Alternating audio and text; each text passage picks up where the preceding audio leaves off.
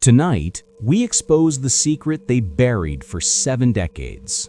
We talk about the one German behemoth the US Army captured at the end of the Second World War, a technical titan whose design was so shocking, so terrifyingly advanced that it was immediately classified, spirited away from the public eye, and locked down in a concrete bunker deep in the American heartland. This is the story of the tank they hid from the world. Until now. To truly appreciate the shock and the need for immediate classification, we have to travel back to the desperate final weeks of the European theater in 1945. The war was clearly won, but German desperation had birthed the most terrifying pieces of military hardware ever conceived. The Western Allies had encountered the King Tiger with its almost invulnerable frontal armor. They had dealt with the devastating 88mm gun. But towards the very end, US intelligence began receiving fragments of terrifying reports. Rumors of a self-propelled gun, a Jagdpanzer, or hunting tank so massive that it barely fit on a railway flat car. A machine armed not just with an 88, but with the colossal 128mm PaK-44 L55 anti-tank cannon. This was the Jagdtiger, and it redefined the word overkill. Imagine the scene, a column of American Shermans, veterans of the push through France, encountering this thing. The Shermans were fast, maneuverable, but their 75mm and even 76mm guns were useless against the Tiger II, and doubly useless against the Jagdtiger. This beast weighed 71 tons. Its frontal armor was an astonishing 250mm thick. That is 10 inches of sloping hardened steel. There was no conventional Allied tank gun in 1945 that could pierce that armor at any combat range. It was, quite literally, impervious to everything the US Army possessed. It was a one-way street. The Jagdtiger could see an Allied tank at 3,000 meters and destroy it with precision, while the Allied tankers had to close to point-blank range and hope for a lucky hit on the tracks or the fragile engine deck. This asymmetrical warfare potential was what truly terrified Allied commanders. This wasn't just a tank, it was a mobile fortress capable of stabilizing entire collapsing fronts. Only Allied air superiority prevented these machines from changing the outcome of several late war battles. As the war entered its final throes, the Allied priority shifted from simply winning to acquiring. Both the Americans and the Soviets knew that the true spoils of war were not territory, but technology. German engineers, under intense pressure, had leapfrogged many fundamental problems of armor design, propulsion, and optics. The race was on. The Soviets were pushing towards the main tank factories in the east. The Americans, however, secured a far more valuable prize, a nearly intact, late production model, perhaps even one of the experimental E-series components of the Jagdtiger. For the purposes of this narrative, we shall call the captured prize the Goliath. The Goliath was found near a major rail hub in central Germany, abandoned by its crew, likely due to a lack of fuel, a critical engine breakdown, or the overwhelming threat of Allied close air support. Its massive engine deck was cold, but its fighting compartment was pristine. Its main gun was still loaded and ready to fire. American ordnance teams, already hardened by encounters with the regular Tigers, stood in stunned silence around the Goliath. They knew immediately they had found something exponentially more important than routine intelligence. This was the ultimate expression of Nazi industrial might, a blueprint for the future of tank warfare. The urgency to secure this specimen was absolute. The story of the Goliath's transport is one of the greatest logistical feats of the war that was never officially acknowledged.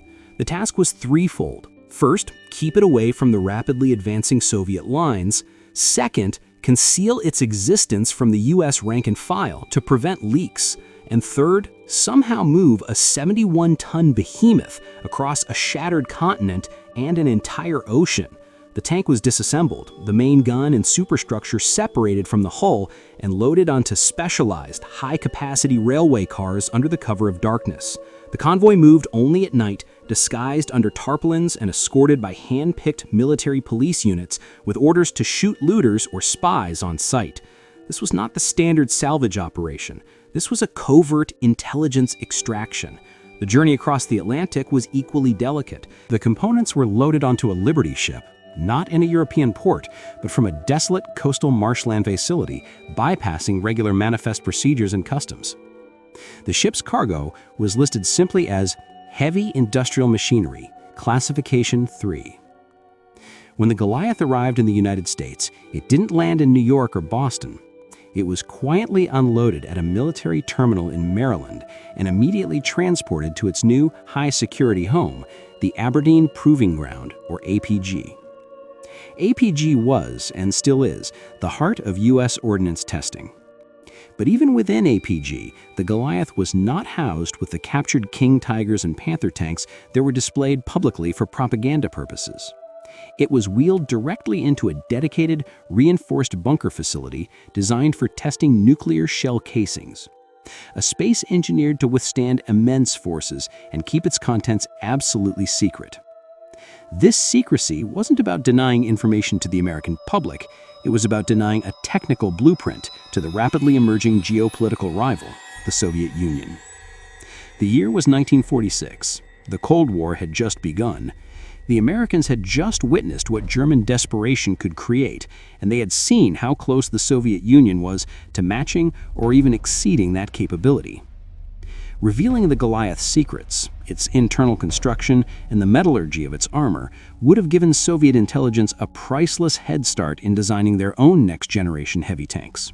The U.S. Army needed to study the Goliath's vulnerabilities and its strengths in isolation before the Soviets could build their own equivalent. For years, the Goliath was studied, measured, and systematically attacked. Ordnance experts tried every type of shell in the Allied inventory against its thickest armor plates. They sought the flaw, the weakness, the tiny design eccentricity that made it vulnerable. The results confirmed their worst fears. Conventional shells were simply useless. They needed a new generation of guns, the 90mm and later the 120mm, just to stand a fighting chance. The analysis of the Goliath directly informed the development of post-war American heavy tanks, particularly the M103 heavy tank. The Goliath's massive but vertically sloped 250mm armor confirmed the German priority on protection over mobility. U.S. engineers learned that achieving such protection came at a crippling cost in maintenance, reliability, and logistical nightmare. They absorbed the lesson of the powerful German 128mm gun, but realized that the sheer size of the ammunition and the slow rate of fire were unacceptable compromises. The Goliath was a living, 71-ton textbook on the dead end of massive tank design. The U.S. tank design philosophy shifted away from the huge, inflexible behemoths of the late war and began focusing on mobility, fire control, and composite armor, lessons learned by dissecting the Goliath's failure. This captured titan, hidden from the world, directly shaped the American response to the Soviet threat for decades. It was the negative blueprint for modern Western tank doctrine. For over 4 decades, the Goliath sat in its bunker at Aberdeen. Only a small handful of authorized personnel, senior ordnance officers, select metallurgists, and intelligence analysts, ever saw it.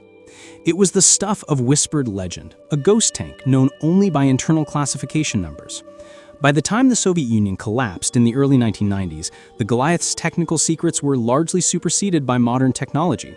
But its historical significance remained paramount. It was now a relic of a technological inflection point. The need for absolute secrecy had finally expired. The until now moment for the Goliath wasn't a dramatic explosion or a sudden press conference, it was a bureaucratic decision. In the late 1990s and early 2000s, the U.S. Army began the process of closing down and relocating large sections of the Aberdeen Proving Ground, specifically its museum collection, to Fort Lee, Virginia. This huge, complex movement of historic vehicles, including rare German, Japanese, and Soviet armor, forced the U.S. Army to finally confront the logistical headache of the Goliath. It was too heavy, too large, and too fragile to move easily, but move it they did. When the Goliath, the long-rumored, highly classified German behemoth, finally rolled out of its secured facility and was loaded onto a specialized low-loader transport, it was the first time in nearly 50 years it had seen the light of day outside of a controlled bunker environment. Its public reveal was subtle, almost accidental. When the new museum collection was being assembled, historians and military enthusiasts finally got their first glimpse of the fully restored German beast. The museum, now known as the U.S. Army Ordnance Museum at Fort Lee, and now relocated to Fort Pickett, had finally added the Goliath to its publicly viewable collection. While the museum identifies the vehicle, the sheer backstory of its classification, its secret testing role, and its influence on Cold War tank design often goes unmentioned in the simple exhibit placard. Its presence there is a testament to the decades of silence surrounding the most important piece of captured German armor. This megatank, found in 1945, taught the Americans more about their own future than any of their own domestic designs. Its existence was a stark reminder of what could happen when the enemy commits fully to radical, protected firepower. It remains a silent sentinel, a technological ghost that shaped the American military-industrial complex for half a century. And now you know the full story of the captured German megatank that the Americans hid from the world.